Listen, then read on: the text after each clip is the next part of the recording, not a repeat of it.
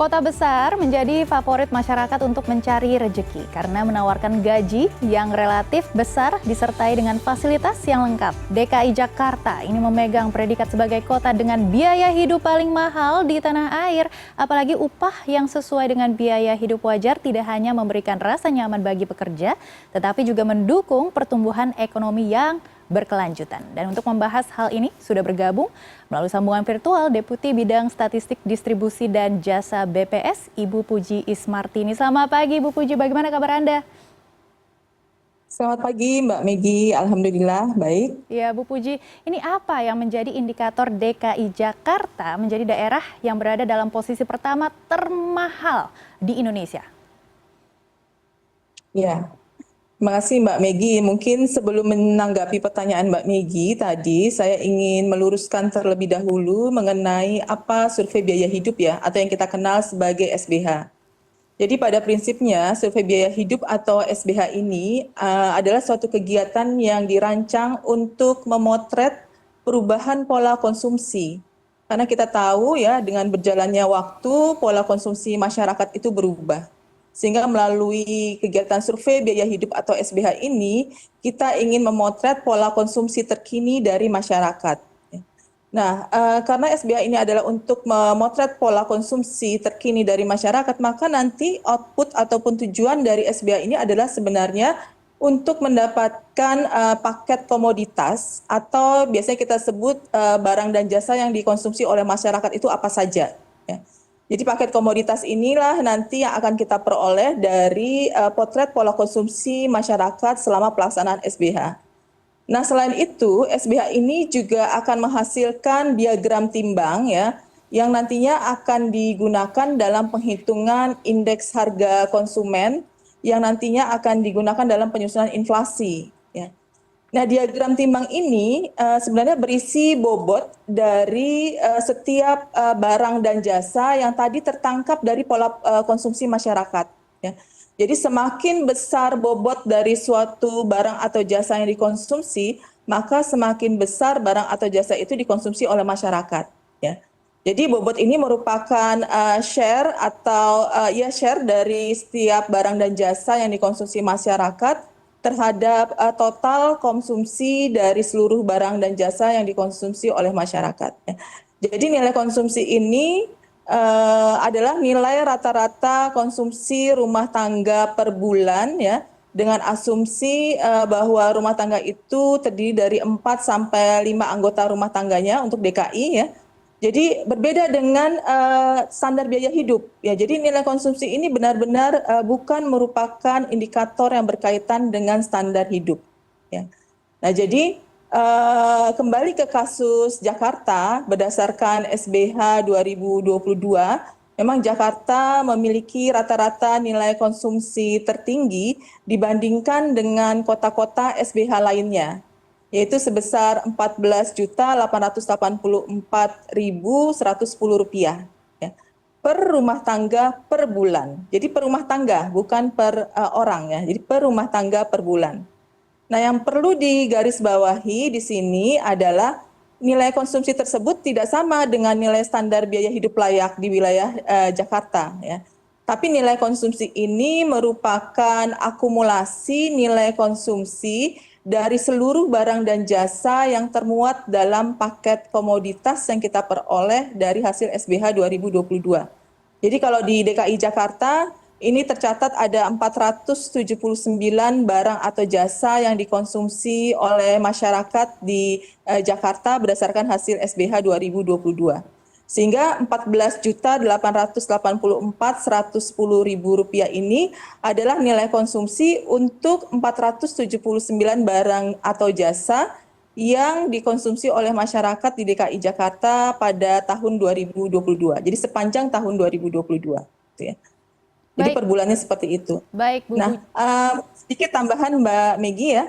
Nah, apakah ini artinya bahwa setiap rumah tangga di kota Jakarta mengkonsumsi 479 barang dan jasa tadi?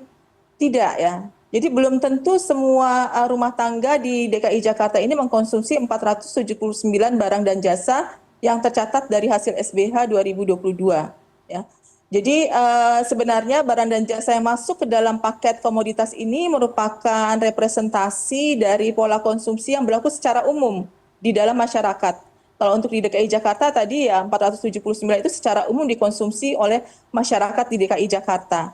Nah, jadi dalam penyusunannya di SBH ini tentunya kita mendapatkan 479 barang dan jasa ini adalah berdasarkan data yang melibatkan sejumlah sampel. Jadi bukan hanya dari satu rumah tangga saja, tetapi dari berbagai sampel, dan sampelnya ini juga terwakili dari berbagai golongan rumah tangga yang berbeda-beda. Ya. Baik. Sehingga variasi dari pola konsumsi masyarakat itu juga tertangkap secara utuh. Jadi inilah yang kita hasilkan dari hasil SBH 2022. Baik Bu Puji. Dari hasil pola hidup, laporan biaya hidup dan juga tentunya pola hidup yang tadi Anda sampaikan, ada ratusan komoditas, dan apa yang menjadi komoditas yang paling banyak dikonsumsi oleh warga DKI Jakarta? Ya, jadi memang tadi ada 479 barang atau jasa yang dikonsumsi oleh masyarakat di DKI Jakarta ya. Ada beberapa komoditas yang signifikan dikonsumsi di rumah tangga yang tinggal di DKI Jakarta ini ya berdasarkan hasil SBH 2022. Nah, di antaranya komoditas yang terkait penyelenggaraan rumah tangga misalkan. Ini ada tarif listrik, kemudian ada biaya kontrak rumah, dan kemudian juga ada biaya sewa rumah ya. Nah, komoditas ini memiliki bobot yang cukup besar ya, masing-masing untuk tarif listrik misalkan bobotnya 6,58%, kemudian biaya kontrak rumah bobotnya ada 5,56%, kemudian biaya sewa rumah bobotnya 4,34%. Nah, kemudian selain tadi komoditas lainnya juga ada yang terkait pengoperasian kendaraan misalkan. Yang cukup signifikan di wilayah DKI Jakarta ini ada komoditas bensin. Bensin ini bobotnya 4,86%. Nah, kemudian di sisi lain ada komoditas lain mengenai makanan misalkan. Makanan ini juga tercatat cukup tinggi. Ini ditunjukkan oleh komoditas nasi dan lauk ya, yang menjadi salah satu komoditas dengan bobot konsumsi terbesar yaitu 2,67%, 2,67% ya. Nah, SBH 2022 ini juga sudah berhasil mencatat perubahan pola konsumsi ya sebagai efek dari digitalisasi dan juga perkembangan teknologi ya. Jadi kita bisa rasakan kita sekarang ini saja bertemu menggunakan secara online ya. Jadi kita saat ini tuh sudah lebih banyak mengkonsumsi internet sehingga di dalam SBH 2022 ini juga tercatat bahwa komoditas biaya langganan internet dan tarif pulsa ponsel termasuk sebagai komoditas yang banyak dikonsumsi oleh penduduk DKI Jakarta. Nah, bobot untuk biaya langganan internet ini ada 2,65%, kemudian untuk tarif pulsa ponsel bobotnya sekitar 2,06%. Baik Bu Puji, ini kita melihat ada beberapa kebutuhan pokok yang memang menjadi salah satu komponen begitu ya. Dan kita melihat kalau misalnya biaya hidup di Jakarta kira-kira di 15 juta rupiah, setara dengan 3 kali UMP. Tadi satu keluarga ada 2 orang yang bekerja, jika mereka hanya mendapatkan UMP juga, ini di kisaran 10 juta rupiah. Bagaimana Anda melihat angka-angka ini? Apakah memang orang-orang yang bekerja di Jakarta ini sulit untuk memenuhi kebutuhan hidup yang layak? Ya, jadi mungkin tadi yang perlu kita ingat kembali bahwa tujuan dari SBH ini adalah tidak untuk menetapkan standar biaya hidup layak ya Mbak, tetapi adalah untuk mendapatkan nilai konsumsi yang nantinya akan digunakan untuk menetapkan bobot di dalam penghitungan indeks harga konsumen. Nah, tetapi kembali untuk penetapan nilai standar biaya hidup ini sebenarnya bersifat lebih segmented ya, yang tentunya menitik beratkan pada kondisi bare minimum yang secara spesifik harus terpenuhi bagi golongan masyarakat tertentu. Jadi standar biaya hidup layak ini bisa berbeda antara pekerja tertentu dengan pekerja yang lain ya. Nah, kalau di SBH kita tidak mencatat itu. Yang kita catat adalah pola konsumsi masyarakatnya yang berlaku secara umum.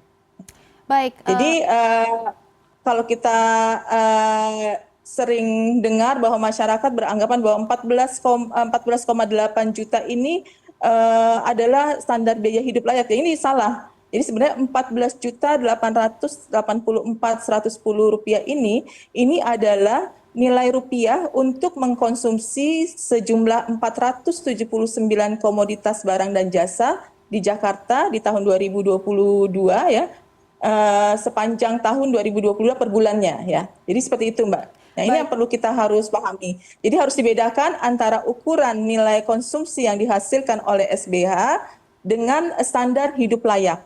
Ya, jadi itu berbeda.